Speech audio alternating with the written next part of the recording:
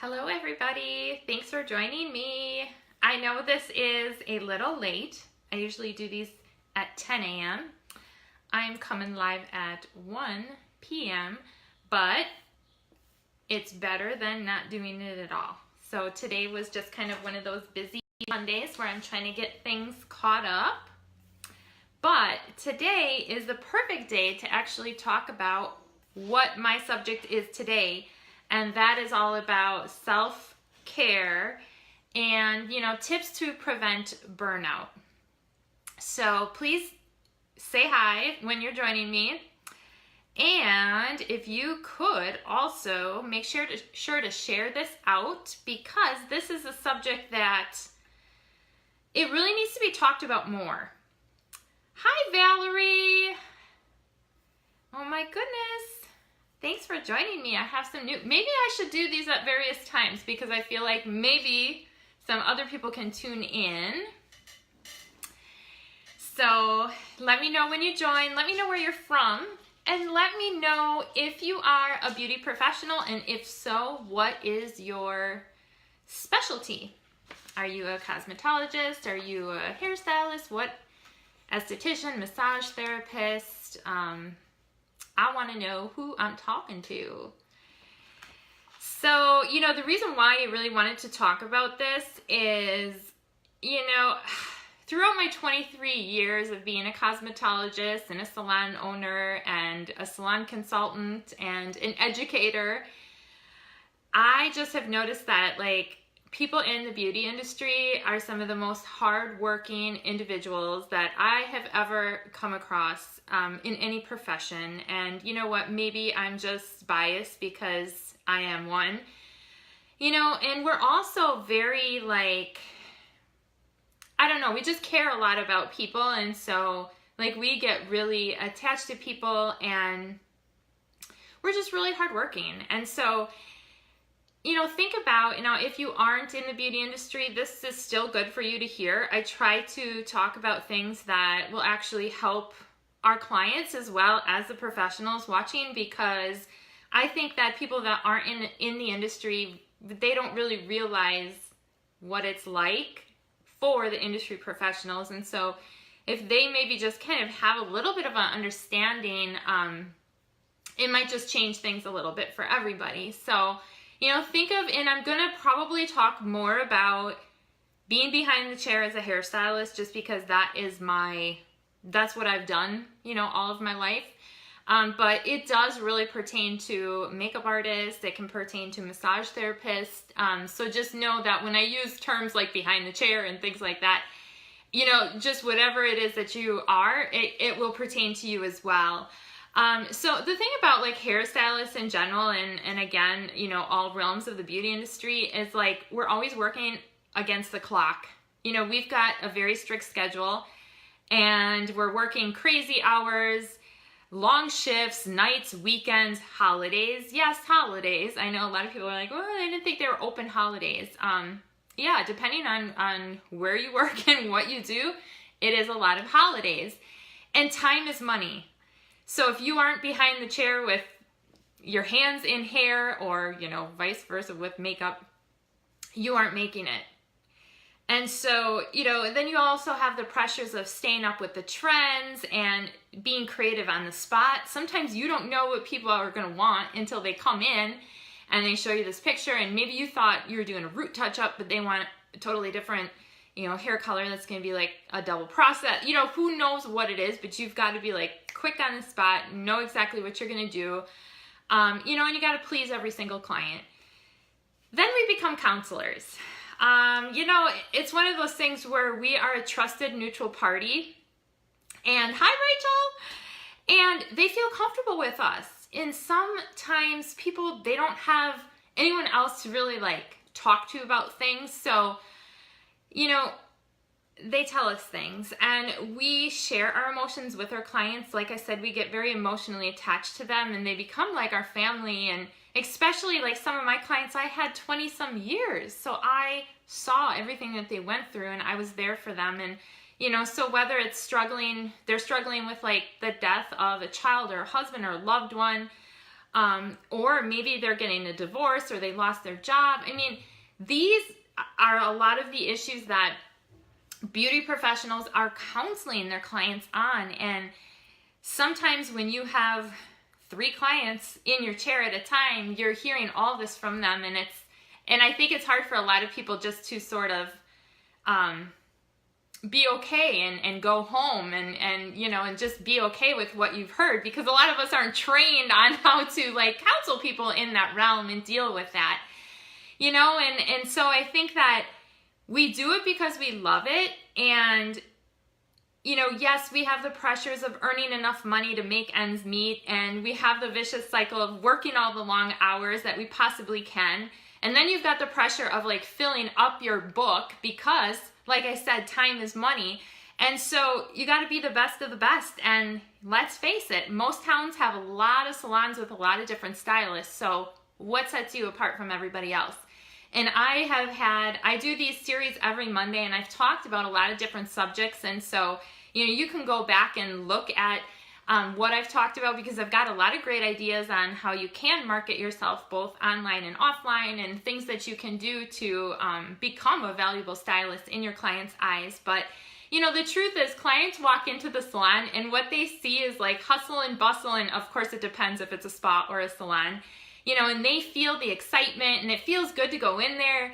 But a lot of times when I go into a salon, I see like tired, overworked creatives that have lost like their sense of balance. Like they become like so driven that all they want to do is like go in and work and get as many clients in as they can because they love it. And sometimes they give up a lot of their joy or a lot of things that would keep them balanced before they kind of got in this vicious cycle. And like, I will admit, like, it's kind of like a double-edged sword, because a lot of stylists, they're like, I want to become this like book stylist that's booked like 3 to 4 months out and that everybody wants to go to. And yeah, that really is the goal for most people. But a lot of times what happens is you have to keep on working like more and more hours to get clients in. And it's really easy to just say, okay, I'll come and do your hair, especially if they have like major life changes going on. And they're like, you have to help me. Like we're compassionate. So we're like, okay, fine. I'll just come in and I'll do your hair and I'll push my family to the side and everything else. And I think that people just kind of lose all of the things that keep them grounded, and a lot of us work 12-hour days. When you do get home, you're so tired, you can't move. So, your friends will ask you to do things, and it's like you want to go out with your friends and have fun, but you're just so like physically and mentally exhausted that you just can't, okay? So here's where we're at, right? You need to take care of yourself, and it's all right at first, but as time goes on, and depending on how long you've been in the industry, you realize that it's easier said than done. Like we all have good intentions. It's like working out. Like we all like want to be like fit, but it's hard to get in that routine of working out. And once you are, of course, it gets a lot easier and you want to do it. But we are routine people, and we have to develop the habits in order to do it. So you should start at the beginning of your career. So for those of you watching that are like, okay, I have no idea what she's talking about, I'm not busy yet, get into these habits at the beginning, because take it from me, you don't want to, how should I say that? You don't want to wait until the end of your career and be like, wow, I wish I would have, okay? Because I would have done things a lot different. So learn from my mistakes. And a lot of you watching, I know some of you have been in the industry a long time too, and you're like, yep, so true, so true. All right, so there's actions you can take to support both your personal and career goals, and it's really important. Okay, so I came up with some tips, and like honestly, once again, I was gonna do like 10, but I came up with more because like as I started thinking over the years, I'm like, oh my gosh, that's super important. I need to add that as well. And so bear with me here. So like I said, this is what I learned personally over my career. There's probably more that I could put down. So if you guys have additional tips, I'd love to hear them. I think that it would be great for everybody to hear them as well. And I know some of you are not beauty professionals that are watching that maybe are in careers that are just as demanding, because I'm not like saying that our career is like the most demanding, because there's a lot of physical jobs out there and a lot of careers like this. Maybe these tips would help for you too. Okay, so number one, my first tip is do not stand in one place for more than 30 minutes. Make sure you walk around a bit and pay attention to your posture. That's like a big one right there. We kind of like get like in our zone behind the chair, and we're within like this like 2 feet by 2 feet sort of section, and it's really easy to just like stand there in one spot. So try to move around as much as you can. And when I talk about posture, it's like when you're blow drying, it's when you're holding the hair up and cutting. There's like, it's all different postures. Just really pay attention to what it is that you are doing. So the second one is wear comfortable shoes. Now I know that us ladies, we've got like the cute heels and the really cute shoes that we want to wear because, you know, we dress up, we want to look nice for our clients. But you know what? You've got to skip the heels and grab some cute flats, comfortable shoes. That's huge. That's a must. Like I said, like at the beginning of your career, like I was like, oh, I'm going to wear heels and I'm going to work 12 hours a day because they're cute and my feet didn't hurt that bad. But over time, it does really change things, and it will actually affect your back. It will affect your posture. It will affect a lot of things. Now, the other thing is get a padded mat for around your chair. You would be so surprised at what a difference it makes to have that there to stand on, you know, and make sure that you get a pretty decent cushioned mat. And there's a lot of great ones out there. I like rectangle ones because I feel like the surface is big enough where you are usually standing on it no matter where you are around your client as far as cutting their hair, whatever you're doing. So definitely very, very important.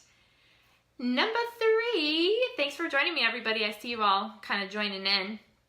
Number 3 is stretch in between clients. So a lot of us hairstylists are kind of in this position all the time, head forward, shoulders forward.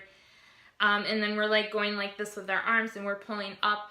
We're so like hunched forward that it's really important for you to stretch in between clients, you know, even if it's while you're mixing up color, you know, stretch down, touch your toes, do side bends, buy a rubber ball and squeeze it. That's great for your hands, great for your wrists and in your arms.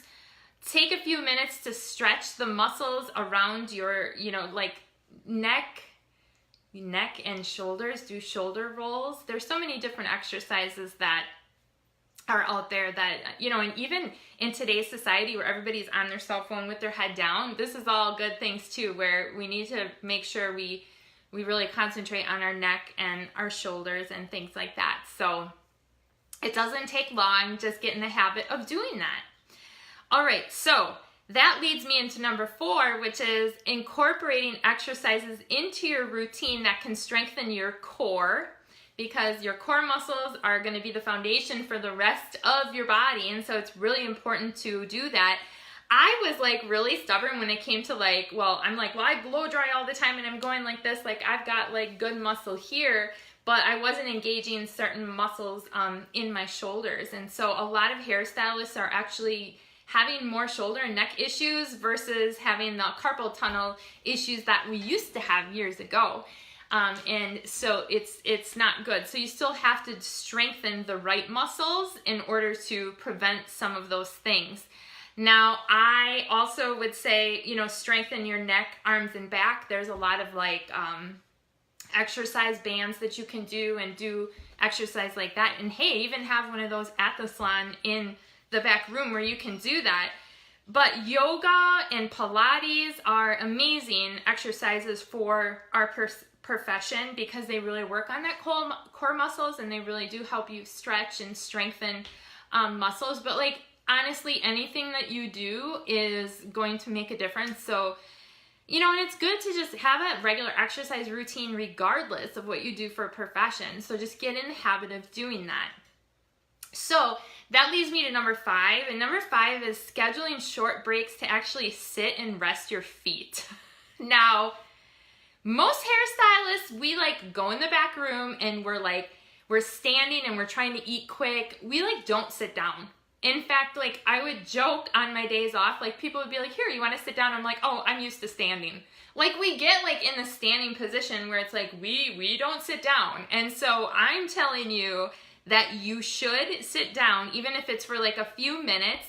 And that's going to really help decrease the swelling in your feet, especially when we're working 12, 13-hour days. Okay? And we're not like moving around that much. So very, very important to do that. So if you work with other stylists or other professionals, I think this is good to let them know about this and then like hold each other like accountable. Like, hey, when's the last time you sat down and took a break? Like that client, like I know they've been waiting for a couple minutes, but like just take 1 minute to just like sit down. The other thing is like we don't go to the bathroom because why? We actually don't really eat or drink while we're working because we're so busy. You know, we've got 3 clients and we're like so stressed out because we're trying to like stay on time and we're trying to like, you know, be good listeners and be out on the floor with our clients. And so it's really hard, especially if you do run behind, you don't have that break then. You don't have that time. So what I'm going to tell you to do is bring a very large container of water. Even if it has like on the side, it has like all the ounces or whatever, so that if it's in front of you, you'll drink it more. I'm like that. Like if I don't have water in front of me, I won't go out and seek out water. But if it's in front of me, you know, just take a sip here and there. Very, very important to stay hydrated. And then eat healthy by planning all those healthy snacks, like have things like cut up ahead of time and just bring them over to work with you. And, you know, there's a lot of times where I would bring things and I would actually take them home at the end of the day. But, you know, just get in the habit, if like, again, when you're mixing up color or you're, you know, cleaning your color bowls or whatever, just eat a couple healthy snacks because that's pretty important. So any hairstylists watching, do you get what I'm saying? Where we're like, I'm like, yeah, we don't drink water, we don't eat, and then we don't go to the bathroom because why? We're on the floor for 12 hours a day. And so we hold it and hold it and hold it, whatever. And that's not good. That's not good, like, for your health at all. You know, and then you get home at 10 o'clock at night and then you're like so hungry. So you like eat quick and then you go to bed. That is not healthy. So take it from me, learn from my mistakes. So number 7 is take supplements.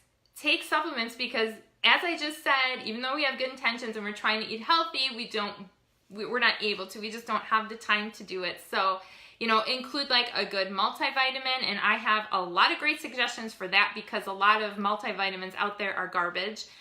They're not even good for you. You're not even absorbing them. So I can let you know what I take and I can even post it. You know, antioxidants, things that are going to be like anti-inflammatory are great too because we usually end up getting a lot of inflammation. Antioxidants are going to be great because we're exposed to a lot of chemicals. Everything we touch is pretty much a chemical. And so many hairstylists are having problems with allergies, breathing issues. I just saw in one of the forums I'm in, they're like, do other people get sick every time you do this, you know, keratin straightening service? And people are like, yep, I get sick. That means they're actually like breathing in the chemicals or getting the chemicals on their skin. So it's really important to take a very good antioxidant that, you know, is gonna help with that. So that could be a whole nother subject.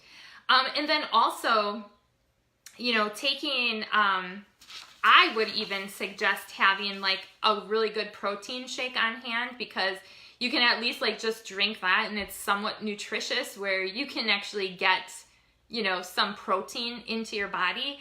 And it's better than nothing. It's better than not eating. So I do have recommendations for that too. So number 8, and I'm just going to keep on going. So if you're still with me, I'm going to keep on going through it. But number 8 is take care of your hands. Okay, so we have our hands in water all the time. We're shampooing clients. We're cutting wet hair. They're wet more than they're dry. And so a lot of us, especially in the winter here in my climate, my hands would just crack open and bleed. they hurt all the time, and no matter what lotion I would use or whatever, they would just be horrible and crack and hurt. And then you're like, I mean, think of like the infection that you could get with that. So it's really important to find something that really nurtures your hands. And there is something that I did find, and again, I'll post all of this in my blog. So if you want to follow my blog at leerader.com, I will put this blog post up within the next few days and have all these things listed. But it actually put an invisible barrier over my skin and then helped moisturize. So once I started using that, it really helped. And you know, my hands didn't crack anymore. So number nine, you guys ready for number 9? Use the right tools. Okay, when I say that, and yes, our tools are very expensive, but consider a shears with a swivel thumb, because it will actually prevent carpal tunnel, because you don't have to turn your wrist as much. You're actually just swiveling your thumb when you're cutting. Huge difference in that. And the other thing is, realize how heavy your blow dryer is. So a lot of blow dryers are extremely heavy, and when we have it up, when we have our arm up all day using the blow dryer, that's when we're engaging these muscles and not the muscles back here. And so I would actually go around the hair shows and pick up all the hair dryers to feel how heavy they were. And I would get the lightest one that I knew would work. And I think like over the years it's gotten better. But I had one blow dryer where I was like starting to have some major issues, and then I realized, I was like, this thing is heavy, and it was probably causing a lot of strain. So it's really important to know your tools and know if there's like a better option for that. And it's worth it in the long run, right? All right, number 10 is get massages and or body work. Not necessarily just because, you know, you're working so hard and you deserve it, but yeah, that too. But just because your body actually needs it. Your body needs like that therapeutic massage to get like those tense muscles and all those knots and just to help kind of break that up. It's really necessary, and it's really necessary to do it like on a regular basis, not just like once every 6 months. Like get in the habit of doing that regularly. Now, I would always trade with other professionals. So I had like 2 massage therapists that I would trade with, where, you know, I would maybe do their hair and then I would go in for a massage. And so that kept me on the schedule of doing that, because sometimes we just don't want to like take the money to do it for ourselves, but we really should.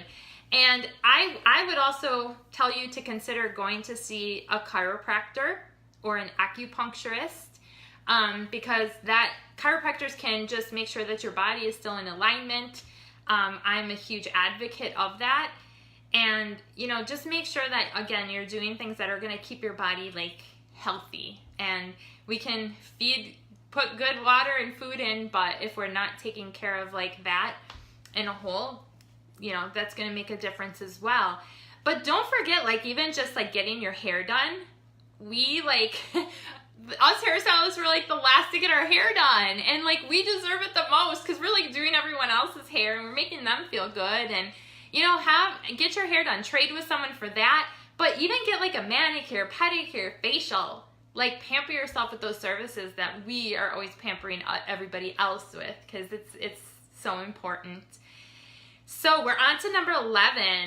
11 is continue to be inspired by continuing to educate yourself with new things, because we get really burned out to the point where we're like, I just feel like I've like doing the same thing over and over again, same clients, everything's really repetitive. You know, whether it's a color class, product knowledge class, cutting class, or even just like a business seminar, like constantly be learning new things, new techniques. I think that's one of the great things about the industry, is there's always like new things that we can learn, and it just keeps it really fun and it keeps you inspired, and your clients love it too.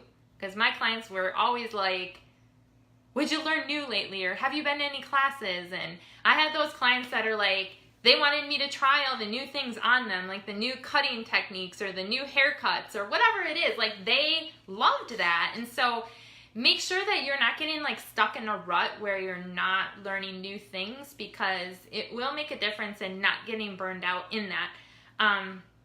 And there's so many classes you can take everywhere. You know, where I live, I can go to Chicago. There's a lot of classes there. So you might have to travel a little bit, but that's fun too. So grab a group and say, let's go and let's do this together, and make it a point to do that as often as you can, because it will prevent you from becoming bored. You know? I love all the love, Denise. Thank you. So number 12 is, don't forget to breathe. I know. Like, what do you mean breathing? Like, I mean like a deep breath. Like, we forget to like take those deep cleansing breaths. Like we're like this, like I said, we're hunched over, we're forward, and we're taking like really shallow breaths. And just take time. Like I have this watch, and it actually reminds me to breathe. I have the Breathe app, and it'll say like deep breath, and I think it actually, like, it doesn't do it all the time. I think it like reminds me like when I need to. So I'm like, okay, take a minute, stop what I'm doing, take a deep breath. But beyond that, what I really like tell people to do is just practice like mindfulness. You know, like I even teach my kids like every morning, like, what are you grateful for today? Like just projecting gratitude, and there's always something to be grateful for. And I think just starting the day off with that. I know even my son, when he was like in 3rd grade, he'd be like, today I would say that I'm grateful for the birds, or whatever it is. Like he would sometimes really have a hard time like coming up with something, because it was like every day on his way to school. I'm like, what are you grateful for today? And just get in the habit of just always like looking for something that you can just be grateful for, and that really will help keep us centered a little bit. And if you want to go a step further, like try meditation, even if it's for like 5-10 minutes a day. Maybe it's like at the end of your shift when you get home. Just start practicing meditation. I think especially in today's world where we're so like stimulated all the time with electronics and social media, just learning how to do that. And it can be really like hard at first. I think especially because us creatives and hairstylists, we're like so on the go all the time, where it's almost like uncomfortable to just try to meditate. And there's meditation apps out there. There's so many different things that will teach you how to meditate. But once you start doing it, it's like, oh my gosh, you know, and again, like practice what you preach, right? So what I want you to do is, because I am going over so many, is, you know, just pick the ones that you're going to start with, because don't be like so like ADD about it and be like, I'm going to do all of it, because sometimes when we try to do too much, then we just like can't do it. And then we're like, just forget it. I can't do any of it. So pick a couple that you're going to start with and say, you know what, I'm going to incorporate that into my daily routine. And then once you get in the habit of doing that, then you can always add more, because it gets a little bit easier, because it just becomes like what we do. So number 13, easier said than done, but get plenty of sleep. Try to get plenty of sleep. You'd be surprised what the lack of sleep can do to a person's body, just overall health, your stress levels, things like that. You know, I know it's hard, but getting into that good sleep schedule is important. And so make sure that you're getting enough sleep every night. And if you're not getting like a good quality sleep, that's another thing that can be really hard on the body. And so think of things you can do to relax yourself before you go to sleep, so that maybe you get a better quality sleep, such as meditation or practicing mindfulness and just relaxing. You know, do something that'll help you relax and get a good night's sleep. Okay? You know, and that's the kind of stuff that would also help me deal with some of the emotions and problems that I was taking on from my clients, is just like learning how to breathe through and just be like, you know, you got to deal with it in some way. So good tip there.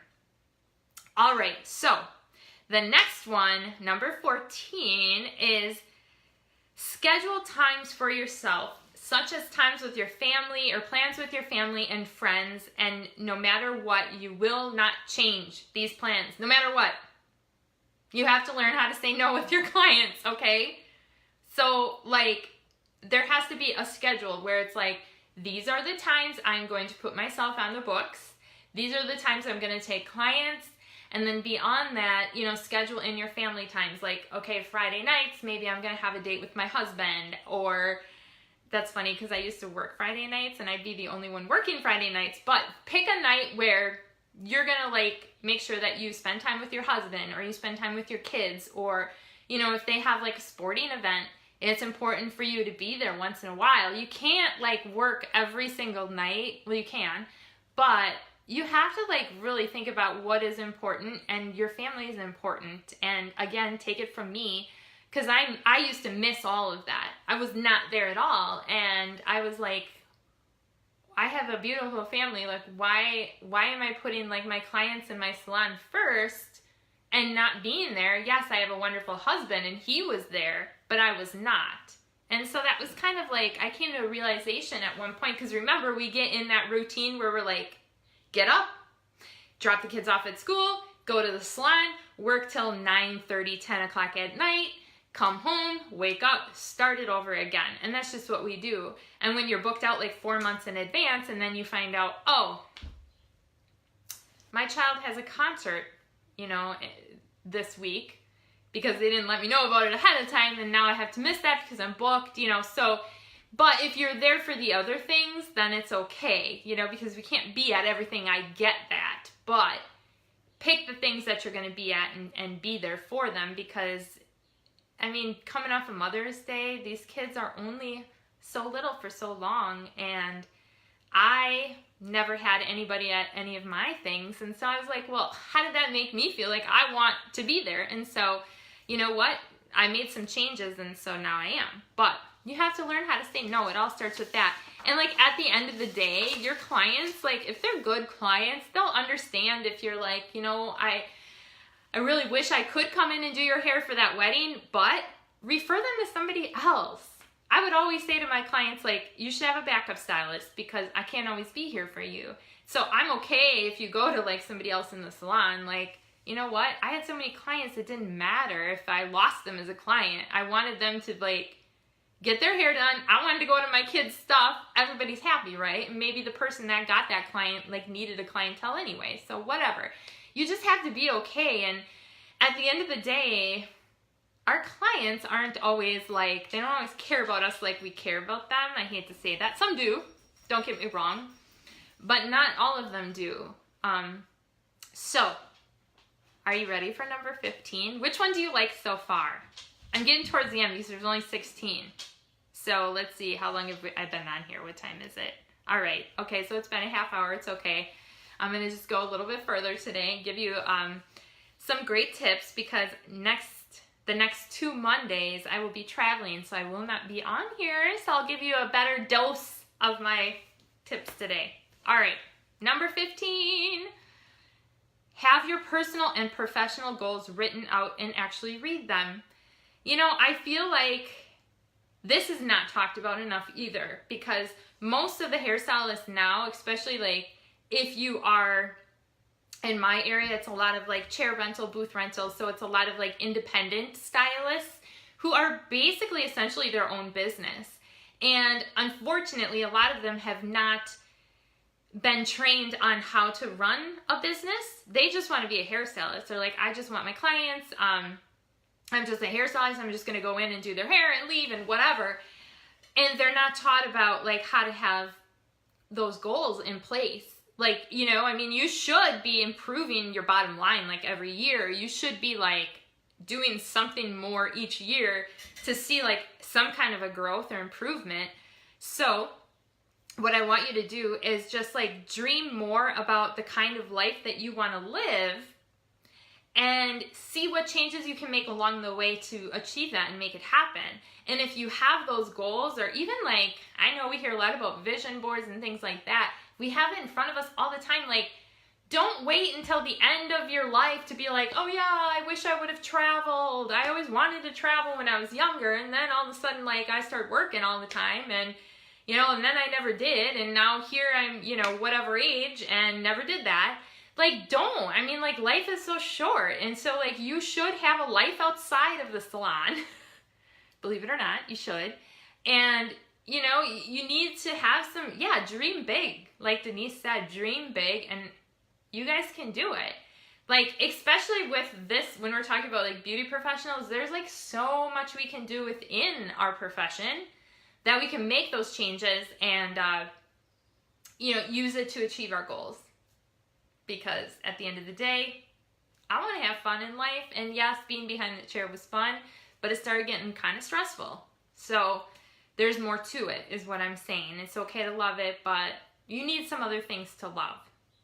And so have those. And be supportive of your other coworkers or people that you're working with that have them too. Because, we've all had those people like laugh and be like, yeah, right, like you're never gonna, like, that's funny. It's like, watch me. I'm always one of those. I'm like, really? You don't think I can do that? I will. And so that would kind of drive me. But be supportive of other people's goals and dreams, and that's great. And it's funny because people are like, oh, did you always dream of owning a salon? And I was like, no, actually, I really never wanted to. I ended up owning one, but I didn't want to. But, it's funny because that's not always everybody's dream, but a lot of people do. They're like, oh, I want to own my own place, whatever it is, good for you. Have that dream. All right, you ready for 16? 16 is a big one. I almost was like, oh my gosh, this could be like 16 through 20.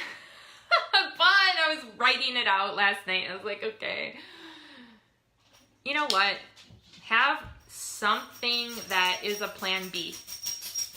Okay, whether it's investments, a retirement fund, do you have a disability policy? Especially if you're independent. Like, what would happen if all of a sudden you hurt your arm or your wrist or your back? And what would you do? Would you, because remember, we have to be behind the chair to have that money going in. I mean, like, okay, honestly, that's like, most people are like, well, if you're a salon owner, you should have money coming in regardless. Unfortunately, that's not really as statistics show. Most of us are living for each haircut we're doing, or whatever you're doing, face you're doing, whatever it is. So I know it's hard to like look out at the future and be like, okay, but so many hairstylists that I talk to, they're like, oh my gosh, like I've been doing this for like 35 years. And like, I kept saying like, I need to like put something aside for when I retire. And I just never had the money, the extra money to do it. And now I'm at the end of my career and I'm realizing that I can't work like I used to. And now I don't know what to do. And it's really scary because it's a physical profession. And so, and I will just tell you from firsthand, like physically, I really can't work behind the chair at this point in my career. I have some really major shoulder and neck issues, and it's from not doing these things, right? It's from like, that's why I'm saying learn from me. And so you think that you can do this forever, but in reality, you really can't. And my business partner that I actually owned my salon with, she's another example of it because she ended up having tumors on her spine that she had to have removed and had to have major surgery, and her life as a hairstylist as well was really compromised. So you don't know what your future has in store for you. So you have to have a plan B, and I don't care what it is. I had one, and that's why I could walk away from being a hairstylist full time at the age of 30. I don't know, what was I, late 30s? I could actually do that.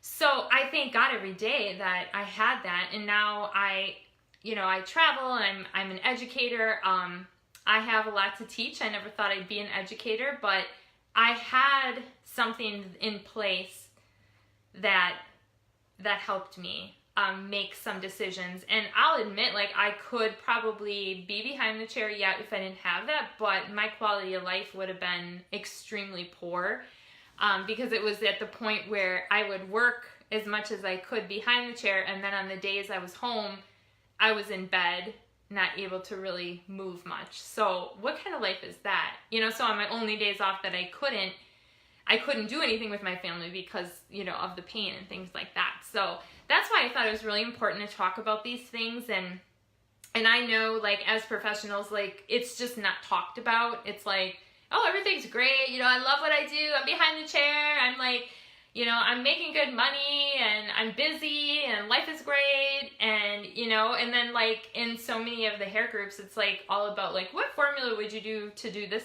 hair color? Which, wow, if I had that when I was like behind the chair, I'm like, wow. I mean, these groups are great where, you know, people will tell you this stuff, but this is the kind of stuff we need to talk about more. And especially with the evolution of the industry and the changes that are being made, don't wait.